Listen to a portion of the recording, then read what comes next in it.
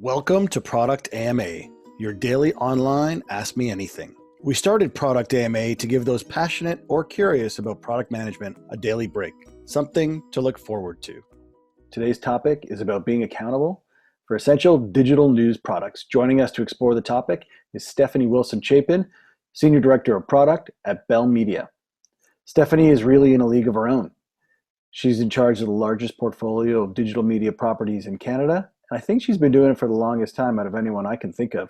Stephanie, welcome to Product AMA. When you put it that way, crazy. Hi, everybody. Thank you so much for joining today. It's my pleasure to be here, and Mark and I do go way back.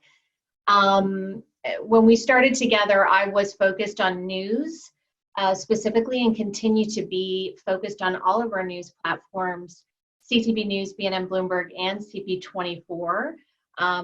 And as well as our entertainment and sports properties as well. I know we're focused on news today, but it's been a lot of fun, quite a journey, especially now during the pandemic. And just to give you, Mark was asking me to give a really quick intro on where I came from and how I landed here. I always knew I wanted to get into media, even when I was a little kid.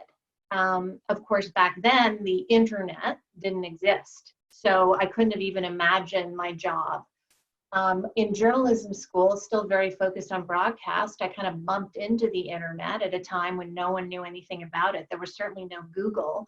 I was actually paid for the summer to be a human Google. I was actually asked to every day come in, surf some topics, and create a list of links for people, because nothing existed like that. There were no ads. That's how long ago. And then fast forward through a number of different experiences, I landed at Bell, working on the Simpatico brand. Some of you may remember that. You may still have Simpatico email addresses, but it was a really big portal in the days of the big portals. It was called Simpatico MSN. It's where you got Hotmail, if you remember that. And then I happened to be there when Bell bought CTV. And I had a wonderful boss who, it's crazy, she went to the CTV folks and said, you know what, I think I have someone here who can run your news properties for you. And so I went over to CTV News in 2012 and began to run CTV News. And from there have, busted in all of these different verticals. So in a nutshell, my job is really to manage the team who builds and creates our apps, our websites. So I like to say, if you interact with CTV News or any of our brands in any other way, not on TV or radio, that's my team who is building those tools and products for you. Also, a really important part of our job, of course, is to support our editorial teams, especially now when they're super taxed in this incredible environment. For a period of time when I started on CTV News, I also managed the editorial team. So I had both editorial as well as development and monetization and revenue. And then once my portfolio got really big, and it made a lot of sense for the same person who runs the TV side of the organization to also run the digital side of the organization. I gave up the editorial piece, and now I'm solely focused on product. Well, thanks for bringing it up to date for us, Steph. Thinking about what you're responsible for now compared to when we were all working together, it's great to see the separation between product and content, and that content lives with the broadcast and the storytellers. And while today's session is not going to be about content to any depth anyway, it would be remiss if we did not mention the word content as we talk about digital media, because ultimately that's what it's all about. Yeah. So we know you've just told us a little bit of your history quickly. Thank you for that. We know that you've overseen many major stories over your career, both from the content side, dating back a few years, and absolutely from the digital product side throughout that journey. So this story, the coronavirus, which became known as COVID-19, how does your job over the last couple of months, how has it really changed? And can you compare it to any other initiative or in particular an election, or so you've been around for so many, whether natural disasters or financial crises. I mean, you've been around for all of those occurrences. Like, how does this compare right now when you're running a digital news product? There is no comparison. I mean, I'm sure everybody in their own job and world feels that way. There is literally nothing I can compare this to. I think maybe the story that came close when I was in charge of news was the shooting we had in Ottawa when we had the guy turn up on Parliament Hill and start shooting. That was probably our biggest day thus far. Nothing has ever come close. And actually, the other difference is, even if it did, even if it was just as big a story, it didn't last this long. So typically what would happen is you'd have a big spike. So a terrible thing like a shooting happens, there's intensive coverage and support for, maybe a week or so, and then you move on, rightly or wrongly. In this case, there's no moving on. And so I think, in my own personal case, the shoe dropped right before March break, and I had plans to go away with my family, of course, on a cruise. Those were quickly shelved, and I found myself, we still decided to go away. We were up in Muskoka, and as soon as the Prime Minister started making his announcements, everybody waiting with bated breath. I remember we have a real-time analytics tool that we use to watch how many concurrent streams we have going at once. And I just remember looking at it in almost horror, wondering if we were going to be able to sustain our service. Just to put it in some context, it was a minimum of probably 10, 15 times higher than usual. So I give our network teams a ton of credit for keeping us stable. They had to add an enormous amount of bandwidth very, very quickly. And then my own product team, in a flash, built a hub where we collect all of our coronavirus content together. They did that incredibly quickly. And then from a development perspective, we realized, boy, we need to support these journalists. I know that everybody is probably watching the statistics come in every day. How many ill, how many dead, how many recovered. We wanted to be able to provide that information in a timely and accurate way. The challenge is that every single province, municipality is releasing that information differently. And so actually right now, and it continues, we're in the process of helping our journalists figure out a way to automatically scrape the data so that we can display it to you in an interactive map. So all of a sudden, in a very, very short order, not only were we dealing with the biggest story of our lives, we had to do it remotely. So I think on a Friday we were at work, and on a Monday we weren't. Luckily, in my business, not the production side of things, we're very well equipped to work remotely. Everybody uses multiple tools like Slack, Zoom, etc. So we were well positioned. But honestly, I know that's a bit of a long answer to your question, but there is nothing comparable in terms of the importance and significance of the story, but also how long it's lasting. And I think as an organization, we're really thinking through what will those lasting impacts be for our team and how we produce products and move forward on our roadmaps, because they're still there. We have to continue to move forward, but at the same time support our existing platforms. Wow. And don't worry about the length of the answer. I mean, these are unprecedented times. What you're doing, what many folks are doing in their jobs, are things that we never planned to do. When you talk about the kind of, and I'll use the technical term, the kind of concurrent audience that is gravitating to your platforms, I mean, it makes me think about, other projects that we've been around together. The Olympics absolutely come to mind with that kind of spike in traffic. And I bet your friends at Akamai are really enjoying some revenue during this time, as they're the ones who deliver most of media's traffic to consumers. But that's okay. They deserve all that credit. You talked about your team a little bit. You talked about the tools that they're using.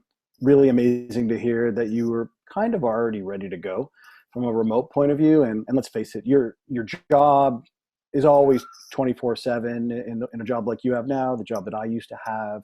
absolutely the content team that is their life. When we think about the technology that you're using today, and I liked how you mentioned the scraping of the data on the stats, because that's something when you think about an election, for example, that's something you prepare for well in advance. And for anyone who's watched CTV's coverage on the election, they can visualize that. If you think for a moment to CNN, and we always remember the touch screens and zooming in on individual states, that kind of an experience. Now, I've been watching the broadcast fairly consistently every night, and they're in the office. Someone's in the office anyway. They're the usual kind of gathering of people in the newsroom behind Lisa or whoever is hosting that night. I don't really see that. So when you think about that, there's this unprecedented need for data that isn't available in an API the way you would usually like it to be. How is that connectivity between the product team, the editorial team, the broadcast team? How is that working right now? Because you just cannot communicate. Are you using Slack and Zoom for those two? Or are there other tools or maybe old school techniques that are allowing you to get by?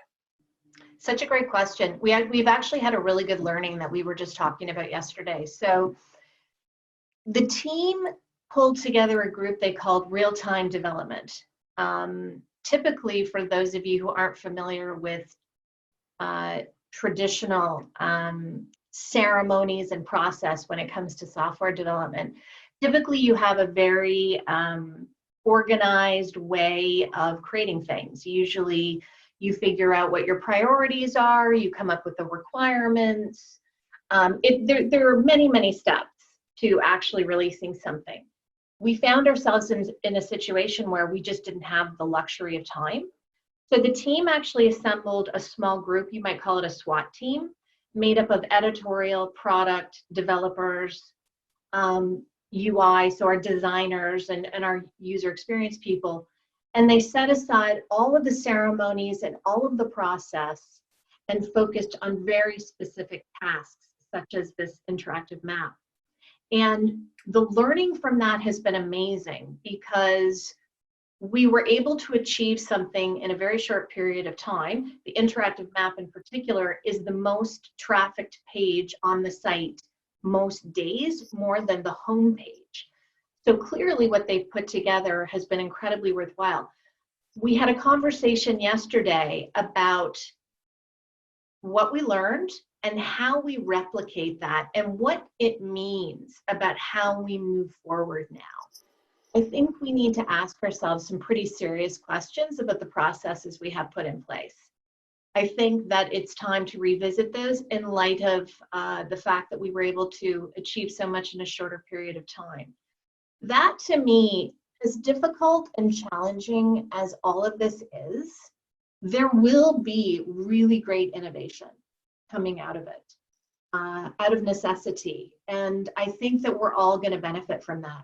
Well, I think the other thing that's going to be really interesting and probably puts increased pressure on people like me is we are in the middle of a massive digital literacy campaign.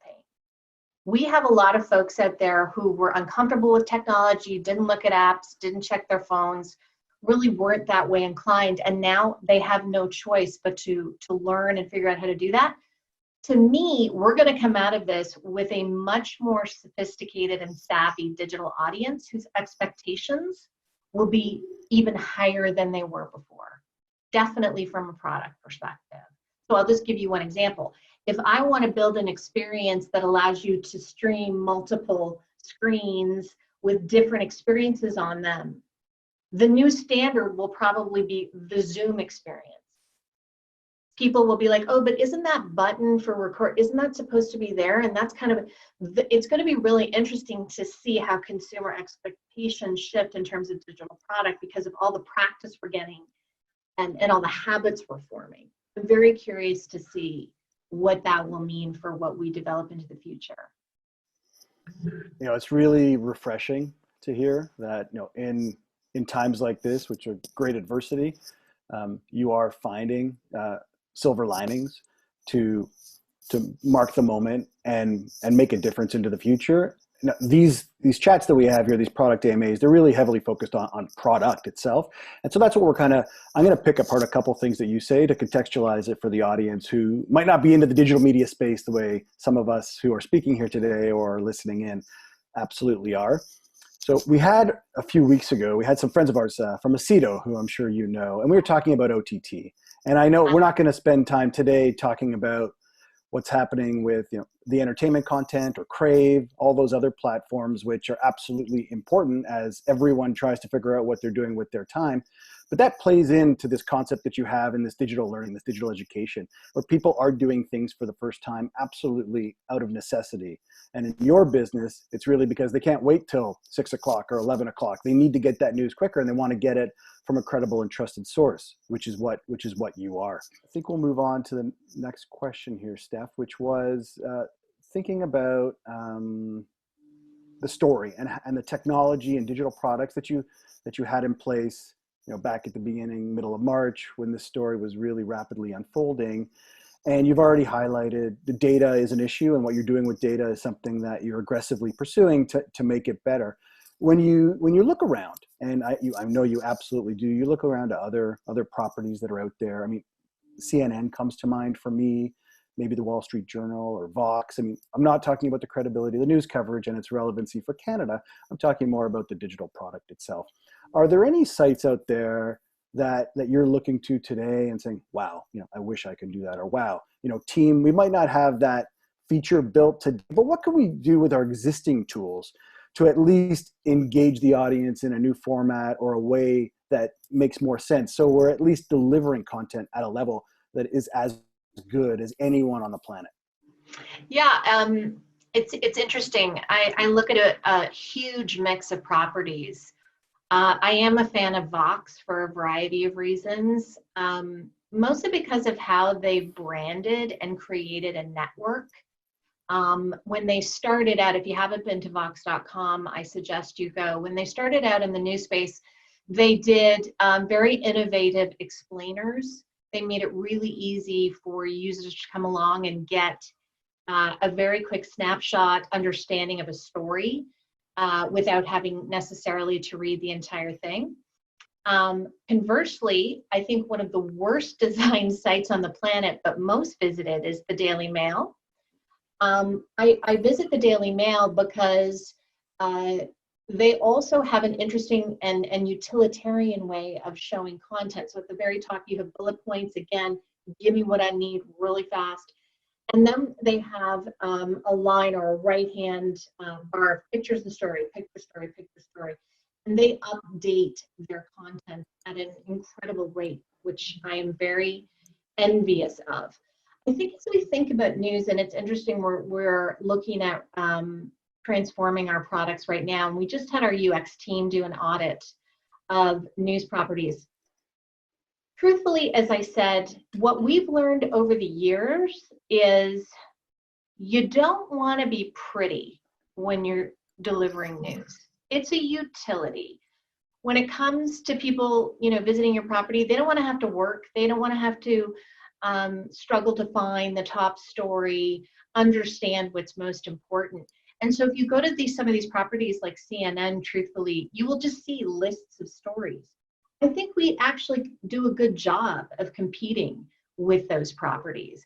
I think where we could do better is on the mobile side, obviously, and many of you may not know this, but by far most of our traffic is via mobile, specifically a phone. And with the technology platform that we're on today, it's hard to update and optimize for phones, and that's something that we need to change. But I'm a great admirer of many news properties. I mean, CNN is great, New York Times, Wall Street Journal, all of those. The CBC and Global have done a great job, I have to say. There's a smaller group of properties called Narcity. They're doing some interesting things. And so when I look at these properties, it's not just necessarily the design, it's also how they're positioning and merchandising content and the sorts of platforms that they're building for. if that answers your question. So thanks for that. I know it's not always easy to talk about the competition or the No. envy, but it's a part of all of our lives. We're always looking to be better. Now we have a question that we're going to go to, which talks a little bit about merchandising content, and it comes to us from Lib Gibson. And I just figured I would absolutely recognize Lib, who I don't know personally, but I certainly know the name. And just so we have it on the record, I mean, I think Steph, you and we operated in, and you continue to operate in the shadow of what Lib was part 100%. of the first go around, when Bell bought a piece of CTV and not the whole thing. So Lib is asking about Trump. And it is more of a content question, but we'll spin it into a digital product question. Oh, yeah. Mm-hmm. And just about how you're covering Trump. If it's a running story, I'm gonna expand on this a bit, Lib. If it's a running story, if it's a tracker, like how are you dealing with Trump in particular? And is it a product problem or is it just a content problem of how to manage that? I think our focus continues to be Canada. 100%. If you watch our newscasts and you see the way that we're merchandising on our sites, we are focused on Canadian content. We could probably have a Trump tracker that would be incredibly disturbing for lots of folks. But the editorial side has chosen not to do that. Certainly whenever he says something outrageous, which is often, but for example, last week with a couple of weeks ago with the disinfectant comment, that moved up very, very quickly in the list of stories. But I would say that I wouldn't say that we elevate him any more than is absolutely necessary. It doesn't, even though, and this is I have very mixed feelings about this as a human being and as a journalist and a business person. It was sort of the way I felt about Doug Ford when we were covering him. It is great for business. Trump is great for ratings and page views and all of that. However, it is a little soul crushing. And unless it's really relevant to Canadians, I would say most of the time our choice is to prioritize what's happening here over Trump. We're not looking to exploit what's going on there in a special way, if I can put it that way. No, I think that's a great answer. And I know that Lib was, her point, which thank you for clarifying, was really about, you shouldn't cover it at all. It's all misinformation. But I think you guys, and not just online, but on the broadcast as well, you absolutely make it about Canada. And that's really important. But as we all know, because of the infinite time and distribution that we have online, and ultimately, whether we like it or not, impressions and partnerships are how the business works. So having eyeballs on the site because you want to be all things to your audience requires you to cover some unpleasant things sometimes. Well, maybe I'll qualify, maybe I'll give you a little bit more of a practical example of where this sits. So part of what we did to respond to COVID was we expanded the number of live streams we could do at once. And by live streams, I mean not television. So mostly press conferences or whatever else is going on out there in the world. We expanded from 4 to 9. There's been a debate, certainly in the journalism community, about coverage of Trump's press conferences live without interruption. And even when that was at its height, he's canceled those for now. We didn't do that. We could have. I think in the beginning we did, but then as time went on, we really didn't. So those are some of the choices that we can make. I think what was amazing to me was that our team could scale up so quickly from 4 lives at once to 9 at the same time. Because you can imagine across the country, as everybody's doing their press conferences, announcing whatever they need to from a health perspective, from a political perspective, there's many running at the same time in different time zones, and we wanted to make sure that we were covered. Well, it's I believe they always had that capability and scale to be able to deliver those 9 streams. It's just, you know the way the engineering team works. They're very protective of their servers. Well, listen, I'm going to give them a big shout out here because they recognized very, very, very quickly. I think, to be honest, our litmus test in the past has been elections, has been the Game of Thrones finale on Crave. This blew all of that out of the water, and continues at a sustained rate. And they did a beautiful job. We really did not have any significant outages. Of course, I'm going to knock on my computer stuff here, but yeah, really huge kudos to all of our engineers. No, it's great to hear that what they built is now truly battle tested. When you think a little broader about the digital products that you're using, specifically how, news breaks at any moment, as we've learned, it isn't Monday to Friday when perhaps Parliament is sitting or Zooming, as the case may be. When you think about how you harness that audience, how you get them in the moment, and this is Rhythm who's helping us with this question here. That task of saying it's not 6 o'clock and the local news is on, or it's 11 o'clock and the national news is on, it's 10 a.m. and you just don't have the audience on television. How does the notification of your audience come into play? And I know you have those in your apps, but there are other features that have become popular over the last few years, like desktop notifications.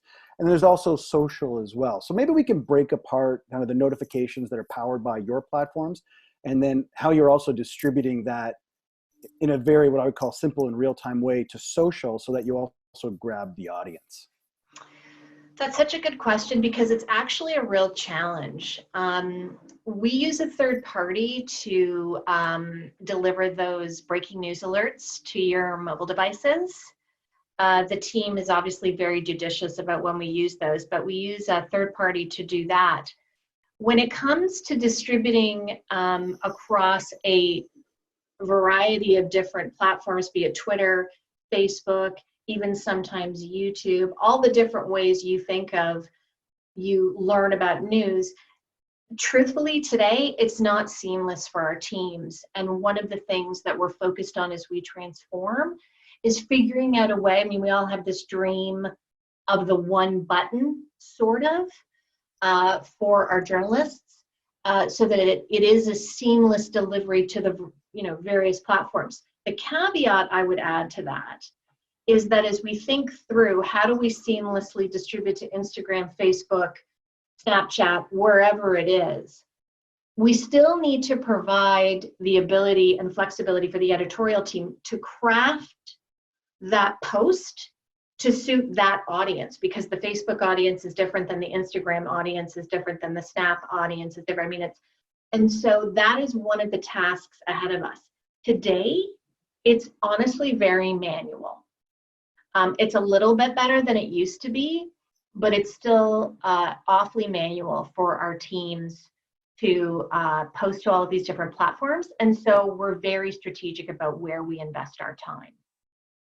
We certainly, I would say that every time you hear a new social platform jump out, we watch and learn for a bit before we decide whether or not to make an investment there.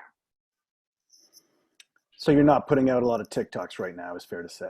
That was a joke. No, but we have to be thinking about that. No, we do. We really have to be thinking about 100%. We have to be thinking about how to live and breathe and communicate on TikTok. 100%. So you do, but maybe maybe that's TSN and some of the other more lifestyle brands versus the news stuff. But I'll let you figure it out in time. I don't know about that. Wanted to. Yeah. Okay. Well, we'll see. I'm always looking forward to watching the innovation. When you're thinking about that manual process to put out social posts or notifications, there is a question that I just want to work on here with you to get your perspective. The concept of speed to market is obviously very important in your business, and the potential for information, and this has absolutely happened in the past, so I'm not picking on one occurrence versus another, but the potential for that information not to be accurate, always exists. So from a product point of view, are there any checks and balances or process in place so that you minimize anything potentially just being posted to the website, or certainly going in a notification or social post out to your audience? Absolutely. I mean, I think that there are gates built into our CMS or our publishing system. Anything has to be previewed by an editor and a senior editor before it goes out the door. Ditto for social posts. There are a lot of checks and balances. Of course, we're imperfect, that's for sure. But oh yeah, there is definitely a process. Even in times of breakneck speed news, I give our editorial teams just so much credit. And I remember being in the same spot myself when we had a breaking news event. We always wanted to be right before we were first. I think that is definitely a mantra in the newsroom, and that's how we have built our publishing platforms to support that. That's really great to hear. And integrity obviously is paramount in this business and can't be sacrificed for anything, as you've clearly articulated for us here today. I want to revisit a couple subjects that we've definitely covered on Product AMA over the last couple of months, and pick up on something that you mentioned earlier about how you're operating now. So what we've heard, whether it was Rhythm or Lee hosting, they more so host the product focused sessions, and I'm more of the media and sports sessions.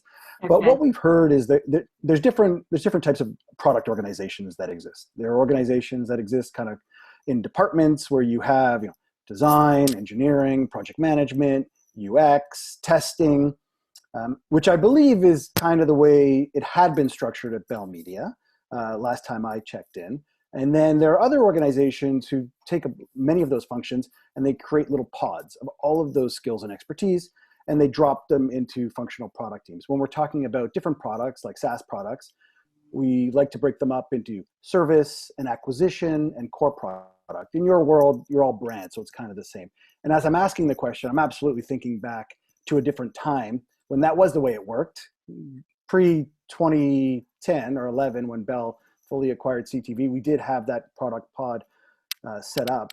When you think about your recent experience now, are there learnings that you think you're creating that could justify that ability to be quicker to market, be more nimble, serve the customer better, serve the advertiser better if you had more control within a brand? This is the classic centralized versus decentralized argument that I have walked through both many times. I think both are imperfect, and I think it depends on the leadership you have in place, the skill set you have available. So to describe how we're set up today, maybe I'll start with how it was set up in the early days. When I began running news, I ran everything. I ran editorial, all the engineers reported into me, any design was into me, the whole kit and caboodle. The good thing about that was that it was definitely easier to stay organized, stay focused and consistent right through the entire process. What was challenging about that was that inevitably it created a silo, so that over here I was creating a news experience while you, Mark, were over at TSN or sports or entertainment creating a completely different experience, and we weren't talking enough. We weren't learning from each other. There wasn't enough sharing back and forth, and even leveraging technology. There was none of that. On the flip side, when you go to a more centralized approach where you have product sort of owns everything across the organization, top to bottom brand, but then engineering sits over here and design sits over here. So you centralize product and all of those different hubs. It's great because you can look across the organization to see where you might leverage learnings, because I wear sports news, lifestyle, and entertainment hats. I can be thinking, okay, well, what did we learn in news that I can apply over here, et cetera, et cetera. I think, though, to your point, that I only a product, I don't have the engineers into me anymore. It just means that I think as a leader, you're challenged to motivate and influence people who don't report to you. And I think that it can be done to the benefit of the org because you're thinking across, not thinking down. But it too has its challenges. So I think I've come to realize over the years, there's no one right answer. It's not better decentralized or centralized. It really depends on your circumstances, your teams, your leadership in place. Both are challenging. I mean, I don't know about you, but working in digital media, period, is sort of bananas. I mean, it's fast, You have to think about everything from design to technology to content. Like it's nutty. And so either way you do it, it's definitely going to present its own distinct challenges. I'm not sold on one way or the other. And it's absolutely nutty. This is something that I've lived for 10, 12 years, and I absolutely respect that you're still very much in the game and are helping all of us chart a better path. When we're thinking about the traffic now, we'll switch gears a bit. We're a little past halfway through on the product AMA today. We're thinking about traffic and what you're experiencing, and I'm sure there are certain numbers that you have disclosed in press releases that you might be able to share, or other numbers you could potentially hint at here today.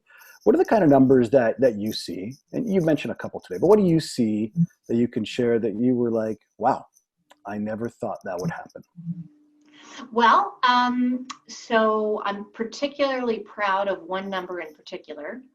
When I joined back in 2012, when I joined the news team, truthfully, people hadn't really been exposed to the data or the numbers. And at that time, and it's still true today, we look at our audience number in ComScore, which is not a perfect measurement tool by any stretch, but it's really the only one we have to understand how many unique people, Canadians, are coming to our properties, and advertisers use that to decide where they're gonna invest and put their advertising. So when I started out, we were probably number 5 in the list of top news media, maybe even 6 or 7. And we were looking then at about, 3 million or so people. And just at the beginning of this year, we hit number 1, which means from an audience perspective. So it means we had the biggest audience in January and February, and that means we beat CNN, the New York Times, the CBC, Global. And I think when I think back to that, and that was with almost 16 million people. When I think back to when I told, when we were meeting as a team and I said, no, our job is to be number 1 here, it did seem so crazy. I think the team thought it was nuts, but it was such a great focus for us and continues to be. And it is a knife fight for top spot, let me tell you. And so that is a number we look at a lot. The other number we pay attention to is time spent and engagement. So it doesn't really mean very much if you get a ton of people coming to you and they're not doing anything. They're not watching video. They're not looking at, number of articles as opposed to just coming and leaving. So we do pay a lot of attention to that. Are we building products people really do want to engage in? And do we get them sucked into a rabbit hole? That's really our job. And for everyone who might not know some of the data and metrics that Steph was mentioning around ComScore, a number like 16 million, which is the audience size, I guess that's the monthly reach of Canada. So there's certainly more traffic that's coming from other parts of the world, perhaps, to various Bell Media properties, but that's the Canadian audience. And that's the bragging rights. And why don't we connect the bragging rights into monetization? So we know now that this is normal for you for the foreseeable future, covering a story and being a beacon of information at moments, and hopefully much of the time in between. What's that been like for the sales team and the pressure to innovate in product, maybe a hint at the editorial side, and if there has been any change in course? We already dealt with Trump, so let's forget about Trump, but is there more pressure as the number 1 news property in the land to drive more audience so the sales team can do what they need? Because, and we're not going to talk about broadcast and the broadcast business, but from the industry people that I'm talking to about broadcast, because the shows aren't in production for the fall, the advertisers won't really have money to spend like they usually would on the television shows that they would advertise with in September. So might be more pressure on digital. Maybe you could talk a little bit about how that is working for you directly, and is there more pressure on you because of what's going on in the world? Well, I mean, news is interesting from a revenue perspective because often advertisers don't want their ad shown next to something really terrible. And in fact, when when I joined CTV News, we made an editorial choice that on stories that really were horrible, plane crashes, terrorist attacks, etc., we wouldn't run any ads because we weren't interested in monetizing against those things. Interesting right now, so I also have sports, and we've seen the reverse impact of COVID-19 on our sports properties. So certainly our sales team and our advertisers are looking to news and our massive inventory to fill some of the gap. What is a bit of a challenge, and it's made a little easier with programmatic ad buying. So programmatic ad buying allows people to bid on ads and allows us to take advantage if there's a sudden surge. So we were able to take advantage for sure of the additional traffic that we got to our websites. We definitely increased the number of display ads and the amount of video that we sold, which was good. Because it was such a massive surge, I mean, we certainly didn't sell out. So we were able to monetize a good part of it, but certainly not all of it. And that's typical in news. Generally, we're not 100% sold out on display. We will often sell out on video because it's in such demand.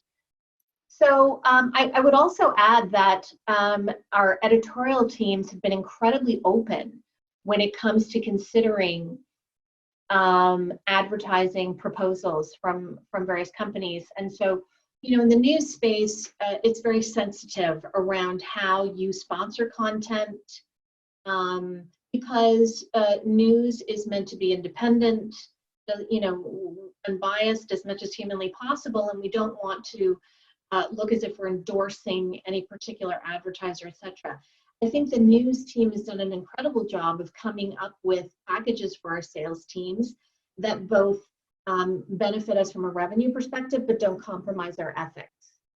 I think that very quickly in the middle of all of this, our sales and editorial teams came together to agree on the approach that they would be comfortable with, and are now out in market with those opportunities. So I think we've done the best we possibly can. Are media companies like ours feeling a lot of pressure right now? For sure. But, and news certainly isn't going to make up everything, but we're, making a really strong contribution, for sure. Well, we're thankful for the content. We're thankful for the audience that you're able to have there, both on TV and on digital. As we kind of draw toward the end of Product AMA for today, just remind everyone there's still a little bit of time to ask some questions, and maybe we'll fast forward a little bit into you kind of personally as being a senior leader in a big media company and a big, huge telecommunications company like Bell. What has changed for you on a daily basis? It sounds like managing the team is a top priority, but managing up, managing sideways. I mean, what is there any significant change? And I'm happy for you to talk about change for the better, not just longer hours. Like we've heard from many people how working from home is not all it was thought to be, cracked up to be, just 3 months ago when we thought about that glorious at-home office. How has life changed? Well, first, I feel like I should be fully transparent and say I do not have any small children. So that sets me up a lot differently than other folks who are trying to work from home and have small school-age children or infants. It is incredibly challenging. I can't even imagine it. So I feel like I'm very well positioned because I don't have small children.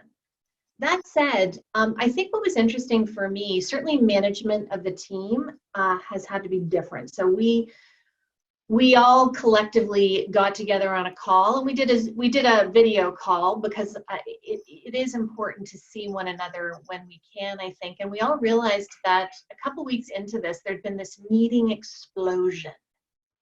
Everybody's calendar was just suddenly jammed back to back to back to back to back. And it felt like everybody was somehow trying to compensate for the serendipitous hallway chat. And they felt they could do it with a meeting. And it was incredibly taxing. We all felt very stressed out by it because, of course, if you're back-to-back meetings all day on the phone, which I find challenging anyway, you're not doing any work.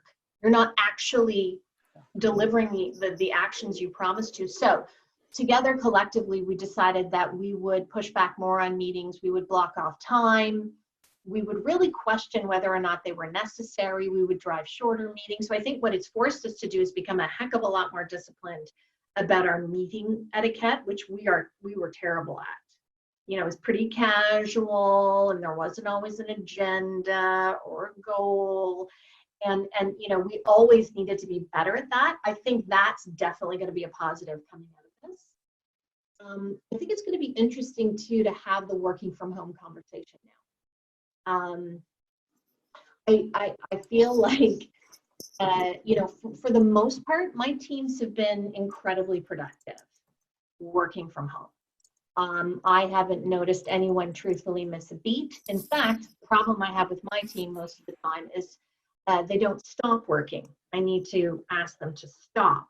And when you're sitting there looking at a computer in your house, that's hard to do. So I think they've been incredibly productive, and I'm sure there'll be a conversation about work from home when we all get back to the office at some point. I think too, we're starting to think through when we do begin to re-enter potentially those workspaces, what adjustments will we need to make? Will half the team be in? Will open concept be a thing anymore? You know, starting to think through what that may look like going forward. So many different things. The other thing I didn't appreciate was the value of my commute, which may sound ridiculous because a lot of it was spent in traffic. But what I didn't realize was that it allowed me to transition to and transition from. And without that gap, without that separation, I really struggled to let work go and step into my personal life. So, and I talked to my team about that, and many of them had similar experiences. So we talked about what are some of the creative ways we can put that break in our day. Is it going for a walk? Is it literally taking your car and driving somewhere and coming home? Is, you know, just to simulate the commute so that you can have a bit of a transitional period from your work day to your home life. Wow, you've done an excellent job there of describing your world and many of our worlds and how you've tackled it. It's great to hear. I hope that people who are watching or who will watch the recording of this take away what we just learned. It is some great advice. I don't know if you're a behavioral psychologist, but I would challenge one to question the advice that you just gave out of practice. Well, we're all doing our very best, right? I mean, it's every day. And one of the reasons I love this job is every day is new and I have no idea what's going to happen. That's a good thing. And sometimes it's a challenging thing. So I think it's just figuring out, everybody, all of us are trying to figure out how to navigate our days now. Yeah. Well, listen, thank you for joining us today. The point of today was really talking about what we're all gravitating toward day in, day out, which is the news. And no better person to tell us about what's going on than Stephanie Wilson Chapin. So Stephanie, thank you again so much for joining us. Thanks, Mark. Such a pleasure. Thanks, everybody. Follow Product AMA on Twitter and send us your topic suggestions. We look forward to seeing you soon.